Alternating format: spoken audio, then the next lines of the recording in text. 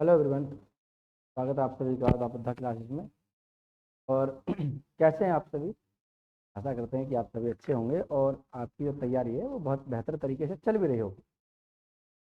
तैयारी आप देखते हैं कि कर भी रहे हैं, हमें मालूम है कि आप तैयारी कर रहे हैं। और Delhi police, UP police, SSC, GD या एमटीएस या किसी की भी तैयारी आप कर रहे हो, उसके लिए यूजफुल क्लासेस है हमारी।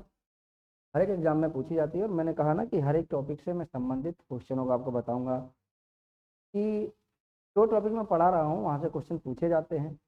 चाहे उस नदी से संबंधित कोई भी टॉपिक आपसे पूछा जाए, जैसे कि क्वेश्चन उस टॉपिक से संबंधित, जैसे मान लीजिए मैं आज आपको रावी नदी पढ़ाऊंगा तो रावी नदी से संबंधित क्या क्वेश्चन पूछेगा ये भी मैं बताऊंगा। और इसी के साथ साथ ये भी मैं कराऊंगा कि इस नदी पर कौन से बांध बने हुए हैं। उन बांधों की बात करें तो इसकी सहायक नदियाँ कौन कौन सी हैं, कौन सी नदी पर बांध बना हुआ है, किस राज्य में वो बांध स्थित हैं और कितने बांध उस नदी पर बने हुए हैं, इसके विषय में हम बात करेंगे। इससे पीछे जो हमने क्लास करी है अभी तक मैं आपको दिखा देता हूँ कि हमने कौन कौन सी क्लास करी है। तो देखिए, ये आपके चिनाब नदी, ये हम पढ़ चुके हैं ऑलरेडी पहले ही। चिनाब नदी के विषय में बताया था मैंने कि ये बाड़ादासा दर्रे से निकलती है। बाड़ादासा दर्रा जो हिमाचल प्रदेश में पड़ता है वहाँ से निकलती है। ये आपने मैंने एक शॉर्ट ट्रिक बताई थी आपको, हिमाचल का रोहित बड़ा शरारती है। तो झेलम नदी बैरीनाग झील से निकलती है, जम्मू कश्मीर में पड़ती थी लेकिन अब ये जम्मू कश्मीर में झील पड़ती है बैरीनाग झील। सिंधु नदी तंत्र आप देख सकते हैं पूरी तरीके से। और मैंने पूरा विद मैपिंग के माध्यम से मैंने आपको पूरी तरीके से समझाया था। और ये जो हमारा क्लास है आज, ज्योग्राफी, इंडियन ज्योग्राफी, और इंडियन ज्योग्राफी के अंतर्गत भारत की प्रमुख नदियाँ और उस भारतीय प्रमुख नदियों में से जो हमारा आज का टॉपिक है, आज मेरे पीछे देख सकते हैं डिस्प्ले पे। आज का हमारा टॉपिक है रावी नदी। चलिए जानते हैं रावी नदी के बारे में कि रावी नदी उद्गम कहाँ से हुआ, इसका प्राचीन नाम क्या क्या है और इतिहास से इसका क्या संबंध है, इस विषय में हम भी बात करेंगे। तो रावी नदी की बात करें कि रावी नदी, तो इसका प्राचीन नाम देखते हैं कि ये प्राचीन काल में किस नाम से जानी जाती थी। यानी रावी नदी को प्राचीन काल में किस नाम से जाना जाता था, किस नाम से इसे जानते थे, तो सबसे पहले हम नाम करेंगे इसका नाम क्या है रावी नदी का। तो आप क्या करेंगे कि रावी नदी का नाम, नाम रावी नदी को प्राचीन काल में, ठीक है, रावी नदी को प्राचीन काल में परुषणी, परुषणी नदी, परुषणी नदी, या आप कह सकते हैं इसे इरावती नदी, इरावती नदी, परुषणी नदी या इरावती नदी के नाम से जानते थे। अब देखिए इतिहास में क्या संबंध है इसका। आपसे पूछा जाए कि ये नदी किस काल में इस नाम से जानी जाती थी, तो आपको सिर्फ एक ही बात याद रखनी है कि ये नदी प्राचीन काल में, ऋग्वेदिक काल में इसे परुषणी या इरावती नदी के नाम से जानते थे। अब देखिए इतिहास से इसका क्या संबंध है, इस विषय पे भी हम बात कर लेते हैं कि रावी नदी क्यों इतनी महत्वपूर्ण है, कि क्यों इसको ऐतिहासिक महत्व दिया जाता है, किस लिए इसे ऐतिहासिक महत्व दिया जाता है। तो आप याद रख लेना, ऐतिहासिक महत्व इस नदी का इसलिए भी है क्योंकि आपने ऋग्वेदिक काल की बात सुनी होगी, तो ऋग्वेदिक काल में आपने एक चीज पढ़ी होगी।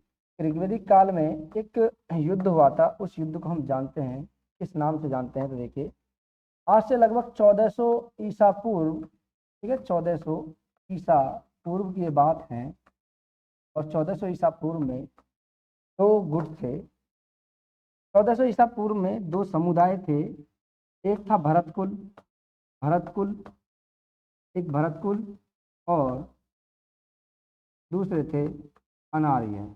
इनको आर्य कहा जाता था, आर्य। और ये भरतकुल थे और देसी, देसी कबीले, देसी कबीले थे जिन्हें अनार्य कहते थे, अनार्य। देखिए आज से लगभग 1400 ईसा पूर्व में भरतकुल और देसी कबीलों के मध्य एक युद्ध हुआ। उस युद्ध को हम दसराग युद्ध के नाम से जानते हैं, ठीक है। दोनों के मध्य, दोनों के मध्य युद्ध हुआ और इस युद्ध को हम दशराग्य युद्ध के नाम से जानते हैं। दशराग युद्ध नाम इसको दिया गया था। आर्य और अनार्यों के बीच लड़ा गया एक युद्ध था कि आर्य और अनार्यों के मध्य लड़ा गया एक युद्ध था। युद्ध का कारण क्या था? इस युद्ध के हम कारण की बात करें कि क्या कारण था इस युद्ध को लड़ने के लिए। देखिए, इसमें जिन दो व्यक्तियों के मध्य युद्ध हुआ, उन दोनों व्यक्तियों की मध्य की बात करें, एक का नाम था किसके मध्य युद्ध हुआ, तो इसमें आप कहेंगे कि इन दोनों, ये जो युद्ध था दशराग युद्ध, इस युद्ध में जो दशराग युद्ध था, इस युद्ध को, ये जो युद्ध लड़ा गया था, ये दो व्यक्तियों के मध्य युद्ध लड़ा गया था। दोनों जान पहचान वाले थे और काफी सालों तक इन्होंने एक साथ काम भी किया, रहे भी दोनों एक साथ। लेकिन बस थोड़ा सा एक ऐसा कारण आ गया जिसके कारण इनमें फूट पड़ गई और दोनों ने युद्ध करना संभव समझा। दशराग युद्ध हुआ था तो भरत कुल के एक राजा थे, उसका नाम था सुदास। भरत कुल के राजा थे सुदास, और इन्हीं के सुदास के सुदास के पुरोहित थे, ठीक है। और सुदास के पुरोहित, सुदास व इसके पुरोहित नाम था इनका विश्वामित्र। विश्वामित्र आपने सुना होगा बहुत अच्छी तरीके से। एक तो ये जो युद्ध हुआ था भरत कुल के राजा सुदास और इसके पुरोहित विश्वामित्र के मध्य युद्ध लड़ा गया था। इस युद्ध को इतिहास में नाम दिया गया था दशराग युद्ध के नाम से। विश्व इतिहास का एक पहला युद्ध है, आज से लगभग 1400 ईसा पूर्व में ये लड़ा गया था। ये कोई ये जो तिथि है आपकी, ये जो डेट है, ये कोई ऐसी नहीं है जो निश्चित हो। इतिहासकारों ने जो इनके पास में जो सामग्री एकत्रित हुई है, यानी पुरातत्व वेत्ताओं के आधार पर इतिहासकार जो चीजें प्राप्त हुई हैं, उन्हीं के आधार पर इन्होंने इस तिथि को बताया है कि इस समय इसका युद्ध हुआ था। और यहाँ से कुछ चीजें ऐसी प्राप्त करी थी इन्होंने कि जिससे प्रमाण मिलते हैं कि ये युद्ध हुआ था उस समय प्राचीन काल में। और इसके मध्य हुआ था सुदास इसके पुरोहित विश्वामित्र के मध्य युद्ध हुआ था। युद्ध का कारण क्या था, एक बार कारण जान लीजिए। इसका कारण क्या था? इस युद्ध का जो कारण था वो कारण भी बहुत ज्यादा बड़ा नहीं था।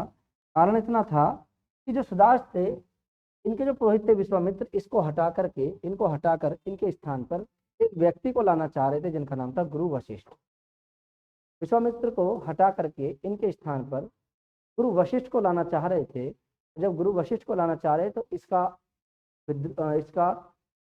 ठीक है, क्या किया था इन्होंने, इसको लेकर के ये सहमत नहीं थे, विश्वामित्र सहमत नहीं थे। इन्होंने विद्रोह किया और इन्होंने कहा कि मैं पुरोहित नहीं बनने दूंगा। और इसके बाद विश्वामित्र और सुदास के मध्य युद्ध होना संभव था।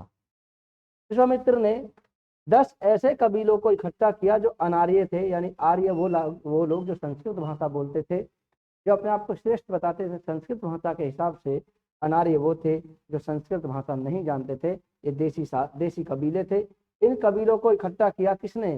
विश्वामित्र ने इन 10 कबीलों को इकट्ठा किया और ये नदी के तट पर पहुंचे, रावी नदी के तट पर। और उस नदी के तट पर दोनों के मध्य युद्ध हुआ। युद्ध का परिणाम ये निकला कि विश्वामित्र की हार हुई और सुदास की जीत हुई। लेकिन इसमें क्या हुआ था कि फिर बाद में गुरु वशिष्ठ को इनका पुरोहित बना दिया गया। तो ये दशराग युद्ध 21 का पहला युद्ध था। आपसे अगर पूछा जाए कि दशराग युद्ध किस नदी के तट पर हुआ, तो आप रावी नदी देंगे उसका नाम। रावी नदी के तट पर हुआ था आपका दशराग युद्ध। और इस युद्ध में सुदास की जीत हुई थी और विश्वामित्र की हार हुई थी। कभी आपका वंश पूछ लिया जाए कि कुल पूछ लिया जाए किस कुल से संबंधित थे, तो भरत कुल से संबंधित थे। दूसरा कारण इसका यही बताया जाता है कि ये जो युद्ध लड़ा गया था, ये रावी नदी के जल के बंटवारे को लेकर के युद्ध हुआ था। जो रावी नदी है, उस समय अनार्य और आर्यों के मध्य युद्ध हुआ था और उस युद्ध में सुदास की जीत हुई थी, यानी आर्यों की जीत हुई, अनार्य हार गए थे। अनार्य मतलब वो लोग जो संस्कृत भाषा नहीं बोलते थे, उन्हें अनार्य कहा जाता था। और इस युद्ध में इनकी हार हुई अनार्यों की और आर्यों की जीत हुई थी। ये इस नदी के जल के बंटवारे को लेकर भी युद्ध माना जाता है। लेकिन प्रामाणिकता है, इतिहास में प्रामाणिकता है, प्रमाण इतने अच्छे इसके प्राप्त नहीं हुए हैं। केवल पुरातात्विक स्रोतों के आधार पर ही इसकी कल्पना की गई है कि ये ऐसा युद्ध हुआ था। याद रखना, विश्व इतिहास का पहला युद्ध जो भारत में हुआ था वो था दशराग युद्ध, जो रावी नदी के तट पर लड़ा गया था। चलिए आगे चलते हैं। ये तो नाम था इसको लेकर के कि रावी नदी का नाम, सॉरी,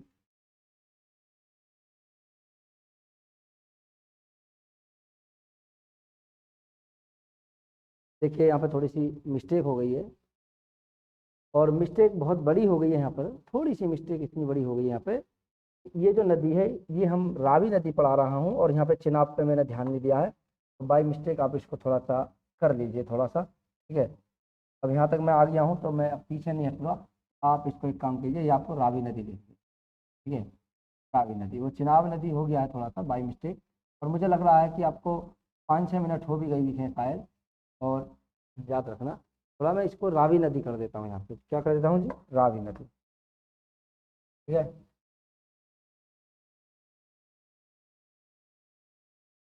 तो रिकॉर्ड हो चुकी है अब तक, रावी नदी में कर देता हूँ। मैंने चिनाब पे ध्यान दिया है, मैं जहाँ पे रुक गया था वहीं पे, ठीक है। तो चिनाब के बाद रावी नदी आती है, जिसके नीचे जो चष्ट है वो रावी नदी है। तो आप थोड़ा सा इसको थोड़ा सा कर लेना, समझ लेना, ठीक है। मैं रावी नदी बोल रहा था, यहाँ पे देखिए मैंने रावी नदी लिख के रखा है। प्राचीन काल में रावी नदी का नाम ये था। और चलिए इसके बाद हम बात करें कि इसका उद्गम कहाँ हुआ था, कि उद्गम को लेकर के हम बात करें कि रावी नदी का उद्गम, उद्गम, रावी नदी निकलती कहाँ से है, उद्गम का मतलब होता है कि इसका स्रोत कहाँ है। जैसे कि हमने अभी इसका प्राचीन काल में इसके नाम देखे, और नाम के साथ साथ इसका इतिहास से संबंध भी देखा। अब हम जानेंगे कि रावी नदी जो है वो कहाँ से निकल कर आती है। तो आपके पास एक आंसर होगा, आप कहोगे कि रावी नदी की हम बात करें तो कहाँ से निकलती है, ये निकलती है रोहतांग दर्रे से। कहाँ से निकलती है जी, रोहतांग। तो रावी नदी रोहतांग दर्रे से निकलती है। रोहतांग दर्रा जो कुल्लू के पास है, कुल्लू, ठीक है। तो रोहतांग दर्रे से निकलती है। रोहतांग दर्रा कहाँ पर स्थित है, अगर भाई साहब हम राज्य की बात करें तो हिमाचल प्रदेश में स्थित है, हिमाचल प्रदेश। हिमाचल प्रदेश में स्थित रावी नदी हिमाचल प्रदेश में स्थित रोहतांग दर्रे से निकलती है, और यहाँ से निकल करके जाती है, और ये कहाँ चली जाती है, पाकिस्तान में चली जाती है। तो इसको भी याद रखना कि इस नदी का उद्गम कहाँ पे है, इस नदी का उद्गम है आपका रोहतांग दर्रा, जो कुल्लू मनाली, यानी मैंने बताया था कुल्लू मनाली के पास एक दर्रा पड़ता है जिसे बोलते हैं रोहतांग दर्रा। तो क्या है जी, कुल्लू के पास, किसके पास, कुल्लू, ठीक है, कुल्लू के पास। तेरा अब बात करें कि इस नदी की लंबाई कितनी है, तो देखिए इस नदी की जो लंबाई है वो ज़्यादा एग्जैक्ट नहीं है। लंबाई की बात करें कि इस नदी की लंबाई कितनी है, तो आप याद रखना लंबाई, ठीक है। बहुत सारी चीज़ें ऐसी बताई गई हैं इसमें लंबाई को लेकर के, कि इसकी लंबाई अन्य जगह पर कहीं कितनी है, कहीं कितनी है। तो इस नदी की जो लंबाई है वो 730 किलोमीटर भी बताई जाती है, इस नदी की लंबाई 720 किलोमीटर भी बताई जाती है। लेकिन इस नदी की जो कुल लंबाई है, एग्जैक्ट लंबाई की बात करें तो वो 725 किलोमीटर है। कितना है जी, 725 किलोमीटर इस नदी की कुल लंबाई है, ठीक है। इस नदी की कुल लंबाई की बात करें तो 725 किलोमीटर इस नदी की कुल लंबाई आती है। और ये नदी आपके कहाँ से निकलती है, हिमाचल प्रदेश, हिमाचल प्रदेश से होती हुई ये सीधा पंजाब वाले क्षेत्र से निकलती है, और उसके बाद सीधा ये कहाँ चली जाती है, ये सीधा चली जाती है पाकिस्तान में, ठीक है। इसका अपवाह क्षेत्र की बात करें तो 14,400 इसका कुल अपवाह क्षेत्र है। आइए जानते हैं इसके कुल अपवाह क्षेत्र को लेकर के बात करते हैं। इस नदी का जो कुल अपवाह क्षेत्र है वो कितना है, याद रखना 14,400।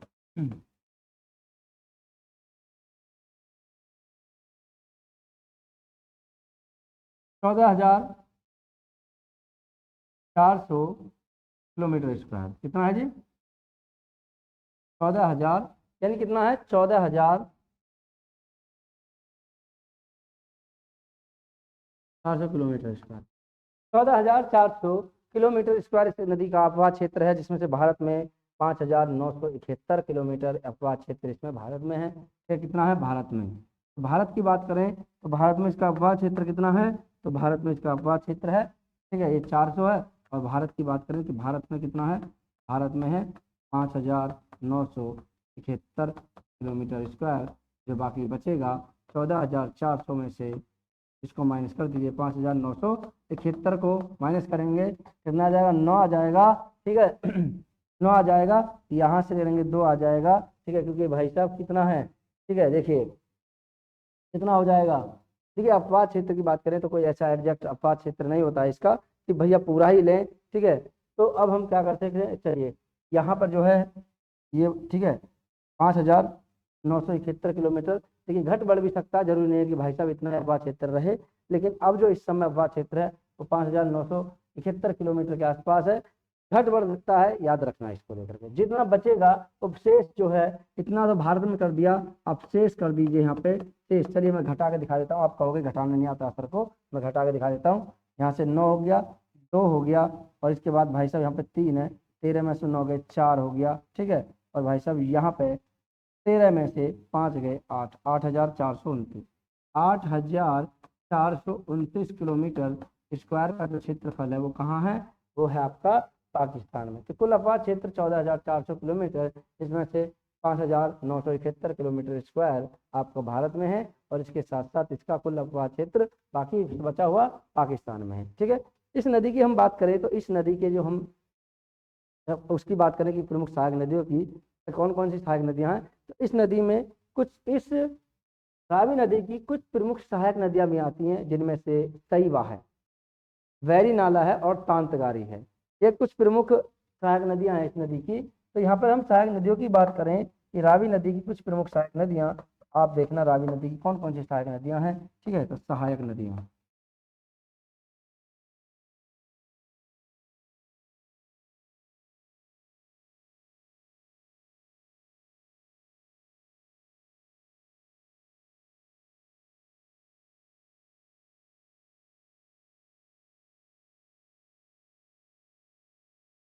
ठीक है। इस नदी की प्रमुख सहायक नदियों की बात करें कौन कौन सी हैं, देखिए इसमें है बैरी नाला, एक नदी है इसमें सईवा, एक नदी सईवा है, तो सईवा नदी, बैरी नाला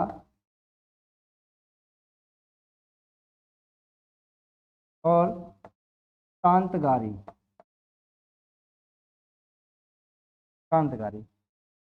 सईवा है, बैरी नाला है, कांतगारी, ये कुछ प्रमुख नदियां हैं जो भाई साहब इस नदी की कुछ प्रमुख सहायक नदियां हैं। तांतगारी होगी, बेरी नाला होगी, सईवा नदी होगी, ये इस नदी की कुछ प्रमुख सहायक नदियां हैं जो इसमें आकर के अपना जल गिराती है। और यह नदी भारत और भारत क्षेत्र से होती हुई सीधा पाकिस्तान चली जाती है, और पाकिस्तान में जाकर के यह नदी, आपको एक स्थान पता होगा जिसे बोलते हैं झांग जिला। तो पाकिस्तान में एक जिला पड़ता है जिसे बोलते हैं झांग जिला, उस झांग जिले में जाकर के यह नदी चिनाब में जाकर के मिल जाती है, ठीक है। किसमें मिल जाती है, चिनाब। तो इस नदी देखिए झांग जिले में जाकर के यह नदी चिनाब में जाकर के मिल जाती है, याद रखना। अगला पॉइंट जो हमारा क्या होगा कि इस नदी का मिलन कहाँ होता है, देखिए यह नदी, यह नदी पाकिस्तान के, पाकिस्तान के झांग जिले, झांग जिले में चिनाब में मिल जाती है,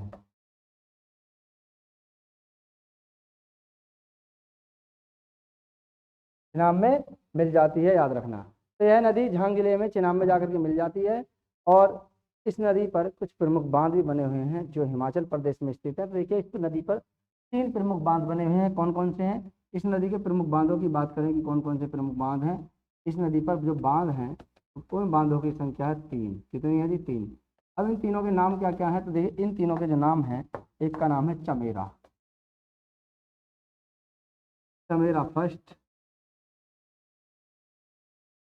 चमेरा सेकंड, ये पूछा जाता है, और चमेरा थर्ड।